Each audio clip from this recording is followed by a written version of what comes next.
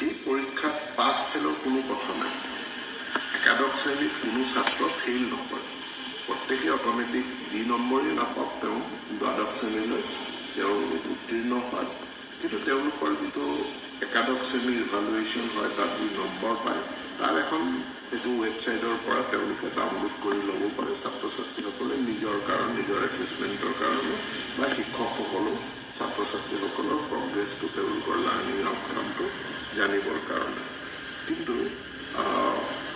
এটা শিক্ষক শিক্ষয়িত্ৰী বা কলেজ বিদ্যালয় কৰ্তৃপক্ষই বিদ্যালয়ৰ কোনোবা ব্যক্তিয়ে এতিয়া প্ৰশ্ন উত্তৰ টোপোলাসমূহ আগতে খোলাৰ কাৰণে এটা অভাৱনীয় পৰিস্থিতিৰ সৃষ্টি হ'ল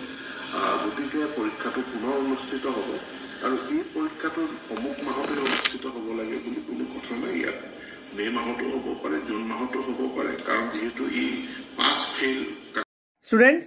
তোমালোকে এতিয়া জাস্ট এটা ভিডিও ক্লিপ দেখিছা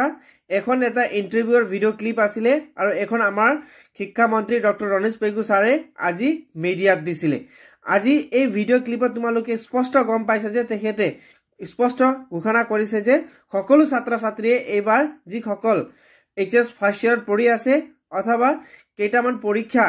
কেনসেল হৈছে পেপাৰ লিকৰ কাৰণে তেওঁলোকে এতিয়া কিন্তু কোনো চিন্তা কৰা দৰকাৰ নাই কিয় তেখেতে কৈছে সকলো ছাত্ৰ ছাত্ৰীয়ে এইবাৰ পাছ হ'ব আৰু সেকেন্ড ইয়াৰত যি নম্বৰ পালেও তেখেতে সেকেন্ড ইয়াৰত এপিয়াৰ কৰিব পাৰিব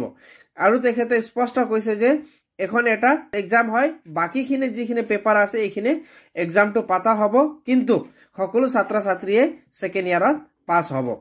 এটা বহুত ভাল খবৰ ক'ব লাগিব বহুত ছাত্ৰ ছাত্ৰীয়ে চিন্তা কৰি আছিল কিন্তু এতিয়াই পৰা তোমালোকে কিন্তু এইচএস সেকেন্ড ইয়াৰৰ কাৰণে প্ৰিপাৰেচন কৰিবলৈ আৰম্ভ কৰা আৰু খুব সম্ভৱ তেখেতে কৈছে এপ্ৰিল মে মাহত তোমালোকৰ বাকিখিনি এক্সাম হৈ যাব আৰু লগতে কোনোবা যদি আজি এই চেনেলত প্ৰথমবাৰ ভিজিট কৰিছে তেন্তে ঠিক এনে ধৰণৰ সকলো এডুকেশ্যন ৰিলেটেড আৰু ইনফৰমেটিভ ভিডিঅ' আৰু খুব অথেন্টিক